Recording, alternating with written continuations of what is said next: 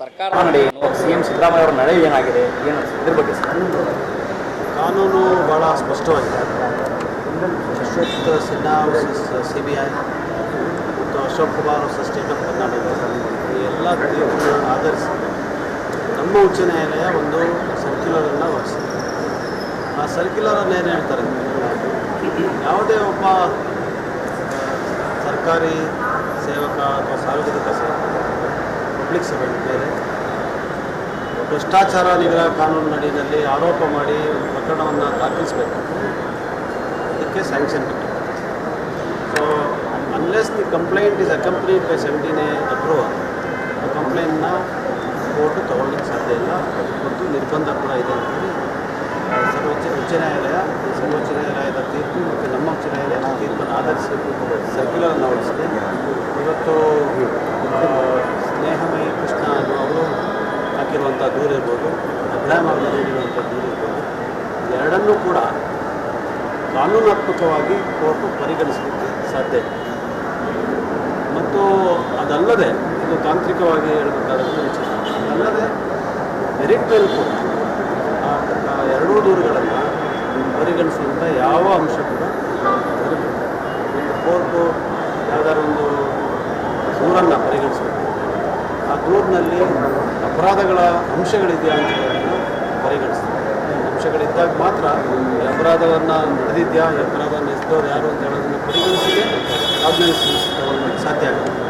ಯಾವುದೇ ಅಂಶ ಇಲ್ಲದಿರುವಂಥ ಎರಡೂ ದೂರುಗಳು ಕೂಡ. ಇದರಿಂದ ಈ ಎರಡೂ ಕಾರಣಗಳಿಂದ ನ್ಯಾಯಾಲಯ ಈ ದೂರನ್ನು ತಿರಸ್ಕರಿಸಬೇಕು ಅಂತೇಳಿ ನಮ್ಮ ಅನಿಸಿಕೆ.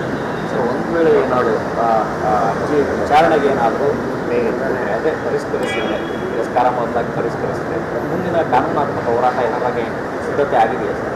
ಇಲ್ಲ, ಈಗ ಅದನ್ನು ಕೋರ್ಟ್ ಆ ಥರ ಏನಾದ್ರು ತೀರ್ಮಾನಗಳನ್ನು ತಗೊಂಡು ಅದು ಕಾನೂನು ವಿರುದ್ಧವಾದಂಥದ್ದಾಗಿರುತ್ತೆ. ಅದರಿಂದ ಮುಂದಿನ ಕಾನೂನಾತ್ಮಕ ಹೋರಾಟ ನಡೀಬೇಕಾಗ್ತದೆ. ಆದರೆ ಈಗ ಕೋರ್ಟ್ನಲ್ಲಿ ಇರೋದ್ರಿಂದ ಅದ್ರ ಬಗ್ಗೆ ಏನಾದ್ರು ಹೇಳೋದು ಸಬ್ಸಿಡೀಸ್ ಇರುವಾಗ ಕೋರ್ಟ್ ಮೇಲೆ ಒತ್ತಡ ಇರ್ತಂತ, ಅದರಿಂದ ನಾನು ಹೆಚ್ಚು ಮಾತಾಡೋಕ್ಕೆ ಹೋಗೋದಿಲ್ಲ.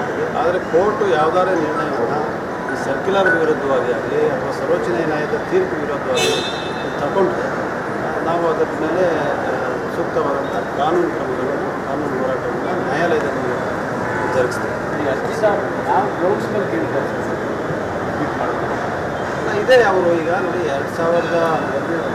1998ನೇ ಇಸ್ವಿನಲ್ಲಿ ಒಂದು ಡಿನೋಟಿಫಿಕೇಷನ್ ಆಗಿರೋದ್ರಿಂದ ಆರೋಪಗಳು ಮಾಡ್ಕೊಂಡು ಬರ್ತಾರೆ. ಸೊ ಹಿಂಗೆ ಅದನ್ನು ಓದಿದ್ರು ಕೂಡ ಯಾವುದೇ ಪೀನಲ್ ಲಾ ಯಾವುದೇ ಕಾನೂನಿನಲ್ಲಿ ಕೂಡ ಅಪರಾಧ ಎತ್ಕೊಳ್ಳೋದು 98ರ ಡಿನೋಟಿಫಿಕೇಷನ್ ಮಾಡಲಿಕ್ಕೆ ಸಿದ್ದರಾಮಯ್ಯ ಈ ರೀತಿಯಾದಂಥ ಆರೋಪಗಳು ಸುಮ್ಮನೆ ಗಾಳಿಗೆ ಮಾಡೋದು.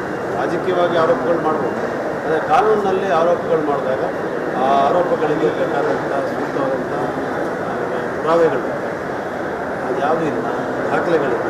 ಯಾವತ್ತೂ ಕೂಡ ಈ ಪ್ರಕರಣಕ್ಕೆ ಸಂಬಂಧಪಟ್ಟಂಗೆ ಒಂದೇ ಒಂದು ಕಾಗದ ಕೂಡ ಮುಖ್ಯಮಂತ್ರಿಗಳಿಗೆ ಅವರ ಯಾವುದೇ ಹುದ್ದೆನಲ್ಲಿದ್ದಾಗ ಮಂತ್ರಿಗಳಾಗಿದ್ದಾಗ ಬಂದಿಲ್ಲ, ವಿರೋಧ ಪಕ್ಷ ನಾಯಕರಾಗಿರೋರು ಬರೋದಿಲ್ಲ, ಮುಖ್ಯಮಂತ್ರಿಗಳಾಗಿದ್ದಾಗ ಬಂದಿಲ್ಲ.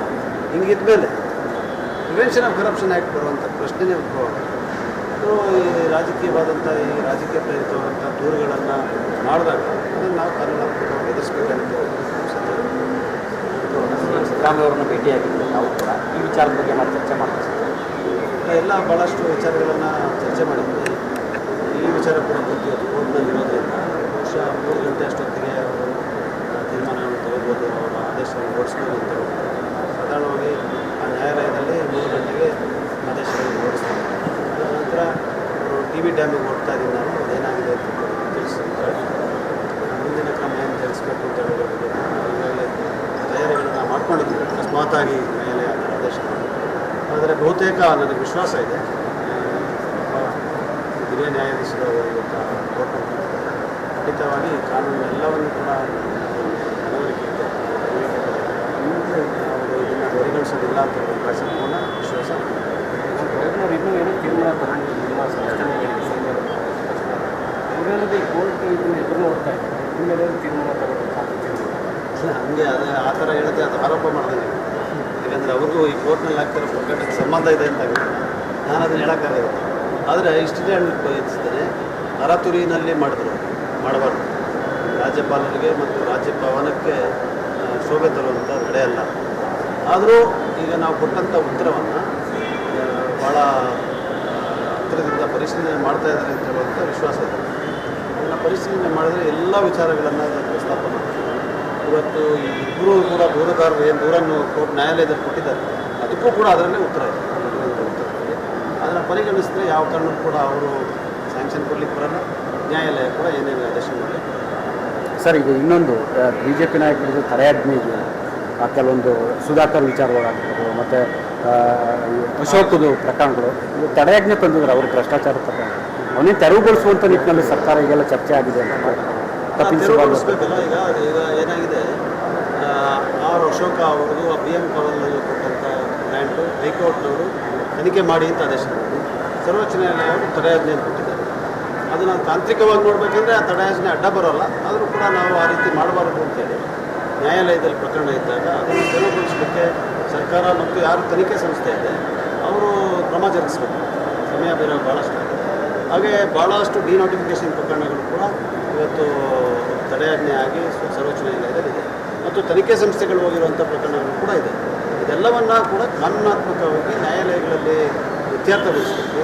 ಈಗಾಗಲೇ ಸರ್ವೋಚ್ಚ ನ್ಯಾಯಾಲಯ ಹಲವಾರು ಬಾರಿ ಹೇಳಿದೆ, MLA MP ಗಳು ಮತ್ತು ಶಾಸಕರು ಸಂಸದಕ್ಕೆ ಸಂಬಂಧಪಟ್ಟಂತೆ ಪ್ರಕರಣಗಳು ಆದಷ್ಟು ಬೇಗ ತೀರ್ಮಾನ ಆಗಬೇಕು.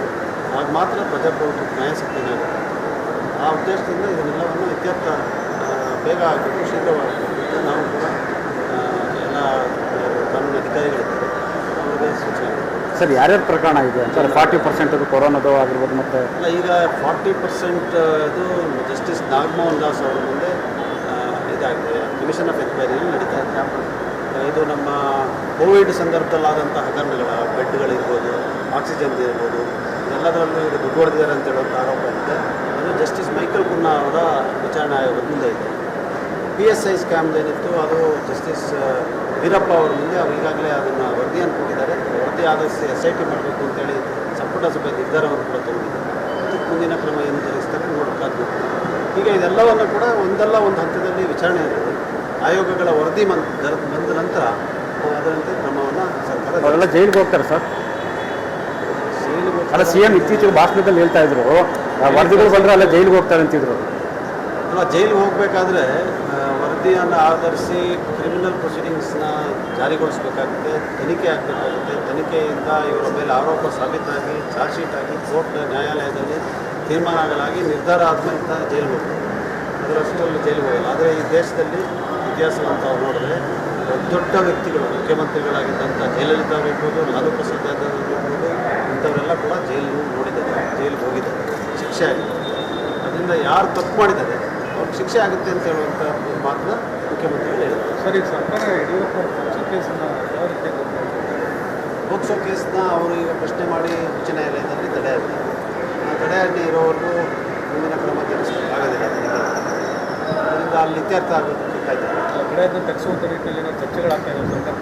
ಅಲ್ಲ, ಸರ್ಕಾರ ಮಟ್ಟದಲ್ಲಿ ಚರ್ಚೆ ಮಾಡೋಂಥ ವಿಚಾರ ಅಲ್ಲ. ತಡೆಯಾಜ್ಞೆ ತೆರವಾಗಬೇಕಾಗಿರೋದು ಕೋರ್ಟ್ನಲ್ಲಿ, ನ್ಯಾಯಾಲಯದಲ್ಲಿ ಯಾರು ತನಿಖೆ ಸಂಸ್ಥೆ ಪರ ವಾದ ಮಾಡ್ತಾ ಇದ್ದಾರೆ ಅವ್ರ ಮೇಲೆ ಆ ಜವಾಬ್ದಾರಿ ಮಾಡ್ತಾರೆ. ಬೇಗ ವಿಕೆಟ್ ಮಾಡ್ಸೋಕ್ಕೆ ಏನಾದರೂ ಅಲ್ಲ, ಡೋಂಟ್ ಅರೆಸ್ಟ್ ಅಂತೇಳಿ ಆದೇಶ, ಮಧ್ಯಂತರ ಆದೇಶ ಕೊಟ್ಟಿದ್ದಾರೆ. ಅದನ್ನು ತೆರವುಗೊಳಿಸುವಂಥದ್ದು ಬರೋದಿಲ್ಲ. ನನ್ನ ಅನಿಸಿಕೆ ಹೇಳ್ತಾ ಇದ್ದೀನಿ. ಯಾಕಂದರೆ ಕೆಲವೊಂದು ಕಡೆ ನೋಡಿದೆ ನನ್ನ ಪತ್ರಿಕೆಯಲ್ಲಿ, ಯಾರು ತನಿಖೆ ಅಧಿಕಾರಿಗಳಿದ್ದಾರೆ, ತನಿಖಾ ಸಂಸ್ಥೆಗಳಿದೆ, ಅವರು ಕೋರ್ಟ್ನಲ್ಲಿ ಕ್ರಮ ಜರುಗಿಸಬೇಕಾಗಿದೆ. ಆದಷ್ಟು ಬೇಗ ಆ ಪ್ರಕರಣ ಇತ್ಯರ್ಥ ಆದರೆ ಮಾತ್ರ. ಸುಪ್ರೀಂ ಏನಾದ್ರು ಮೇಲ್ಮನವಿ ಇಲ್ಲ, ಕೋರ್ಟ್ನಲ್ಲಿ ಈಗ ಇತ್ಯರ್ಥ ಆಗಿಲ್ಲ. ಈಗ ಬರೀ ಮಧ್ಯಂತರ ಆದೇಶ ಒಂದು ಡೇಟಿಂದ ಡೇಟಿಗೆ ಕೊಡ್ತಾ ಇದೆ.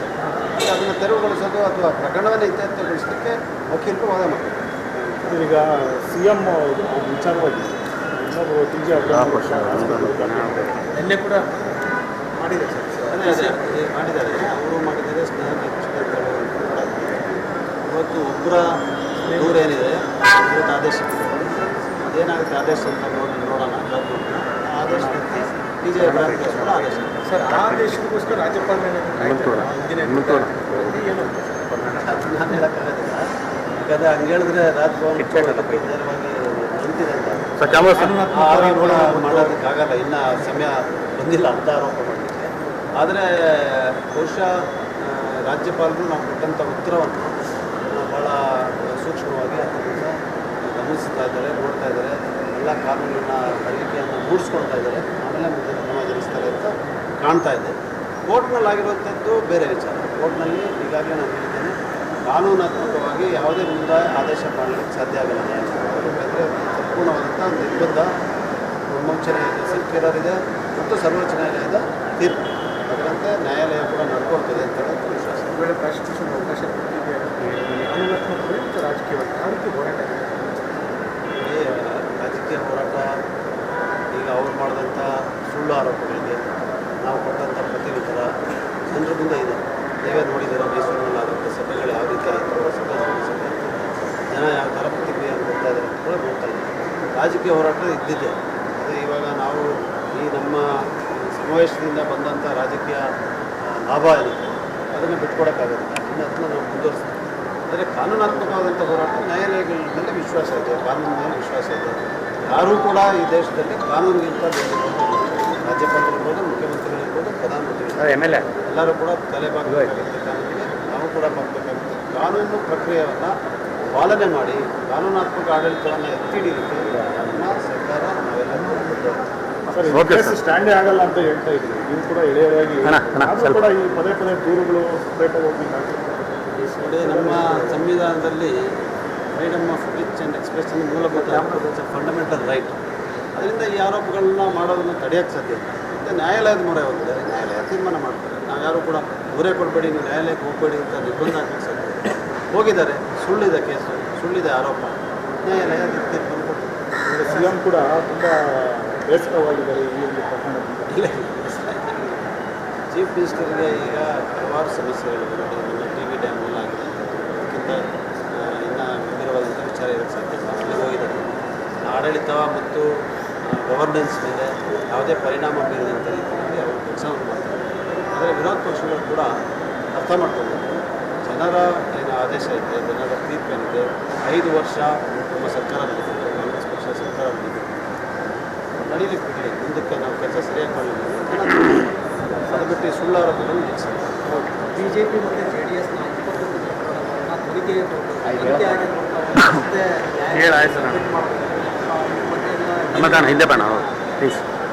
ಬೇರೆ ಬೇರೆ ಹಂತದಲ್ಲಿದೆ. ಅದೆಲ್ಲ ಬೇರೆ ಬೇರೆ ತನಿಖಾ ಹಂತದಲ್ಲಿ ಅದೆಲ್ಲವೂ ಕೂಡ ಲಾಜಿಕಲ್